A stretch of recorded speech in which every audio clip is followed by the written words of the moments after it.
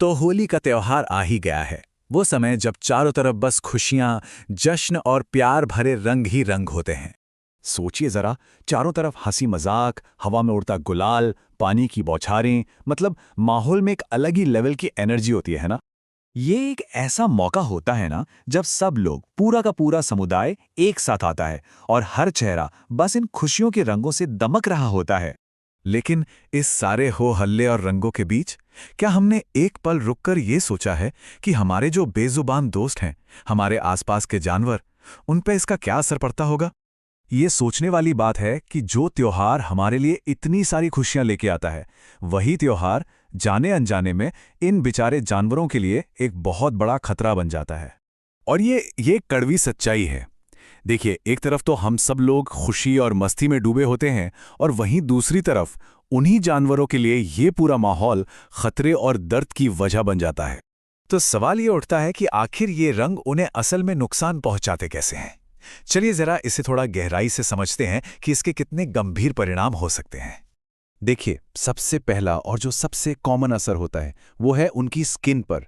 इन रंगों में जो केमिकल्स होते हैं ना, वो जानवरों की बहुत ही नाजुक त्वचा पर एलर्जी, खुजली और बहुत ज़्यादा जलन पैदा कर सकते हैं। जाहिर है, इससे उन्हें बहुत ज़्यादा तकलीफ होती है।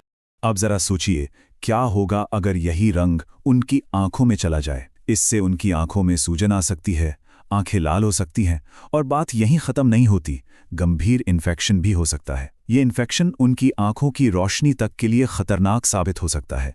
और ये मत समझिए कि बात सिर्फ स्किन या आंखों तक ही है। नहीं, जब सूखा गुलाल हवा में उड़ता है तो जानवर सांस लेते वक्त उसे अंदर खींच सकते हैं, और ये पाउडर सीधा उनके फेफड़ों में जाकर सांस लेने में बड़ी दिक्कत पैदा कर सकता है। इसका असर तो गाय, भैंस जैसे दूध देने वाले पशुओं पर भी पड़ता है। होली के टाइम जो स्ट्रेस होता है और रंगों से जो इन्फेक्शन का खतरा होता है, उसकी वजह से उनकी दूध देने की जो क्षमता है वो कम हो सकती है। तो एक बार फिर से देखें, मुख्य खतरे क्या क्या हैं? स्किन में जलन, आंखों का इन्फेक्शन, सांस लेने में प्रॉब्लम और दूध उत्पादन पर असर। ये कोई छोटी मोटी बातें नहीं है, ये सभी बहुत ही गंभीर चीजें हैं। तो ठीक है, हमने प्रॉब्लम तो समझ ली, पर अब सवाल ये है कि इसका सल्यूशन क्या है। और अच्छी बात यह है कि इसका सल्यूशन है, और कुछ बहुत ही आसान से उपाय हैं जिनसे हम इन जानवरों को एकदम सुरक्षित रख सकते हैं। ये उपाय वाकई बहुत आसान है। देखिए, सबसे पहली और ज़रूरी बात, जानवरों पर रंग बिल्कुल भी मत डालिए। कोशिश करिए कि उन्हें किसी सुरक्षित जगह या शेड में रखा जाए।